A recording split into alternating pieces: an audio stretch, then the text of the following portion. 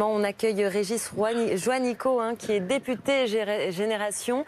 Alors, Régis Juanico, est-ce qu'il faut plus de transparence dans le train de vie des ministres? Oui, parce que nous avons encore une boîte noire au niveau de l'exécutif et du gouvernement, ce qui est un peu moins le cas maintenant du Parlement, depuis qu'on a voté la loi de moralisation de 2017, et le fait qu'il y ait aujourd'hui une déontologue qui contrôle notamment l'allocation de frais de mandat de tous les députés, puisqu'il y a un contrôle aléatoire qui permet de contrôler la totalité des députés sur une mandature.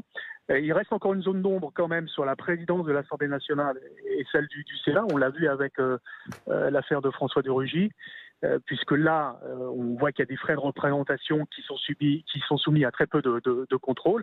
Et puis au niveau du gouvernement, il a fallu attendre que je pose une question écrite au Premier ministre dans le cadre de ma mission de contrôle du gouvernement en février dernier pour obtenir une information, c'est-à-dire qu'on ne connaissait pas. C'est-à-dire qu'aujourd'hui, chaque ministre a des frais de représentation, à peu près le double de ceux des députés chaque mois. Et ces frais de représentation-là, même si le Premier ministre nous dit que, bien évidemment, leur destination doit être claire, c'est-à-dire l'organisation de points presse, de réception d'élus, de remise de médailles, ou bien de réception d'homologues étrangers, aujourd'hui, il n'y a aucun contrôle et il faudra effectivement qu'il y ait un déontologue et qu'il y ait effectivement un contrôle effectif de ces dépenses-là. Et justement, Régis Juanico, ça peut être compliqué parfois. Où est-ce qu'on place le curseur quand on invite un artiste, par exemple, à dîner dans un ministère? Où est le curseur pour ce qui s'agit des frais de représentation? Eh bien, on voit qu'avec l'affaire de François de Rugy, justement, les règles n'étaient pas claires. Parce que si les règles avaient été claires, je pense qu'il n'y aurait pas eu d'affaire de Rugy.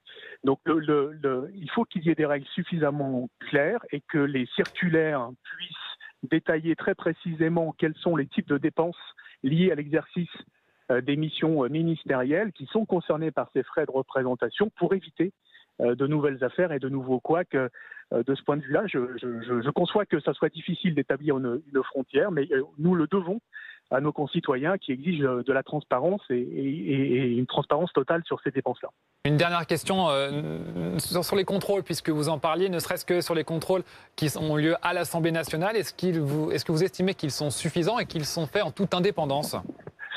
Oui, aujourd'hui, ces contrôles sont suffisants dans la mesure où, comme je l'ai dit tout à l'heure, tous les députés sont concernés par ces contrôles sur l'allocation de frais de mandat. Tous tiennent une comptabilité visée par un expert comptable. Donc, quand l'enquête interne à l'Assemblée nationale concernant l'affaire de Rugy semble aller vers le dédouané, vous faites confiance? Alors, là, c'est pas tout à fait pareil. Le contrôle d'un déontologue, c'est quelqu'un qui est extérieur. Donc avec une mission indépendante et une fonction indépendante.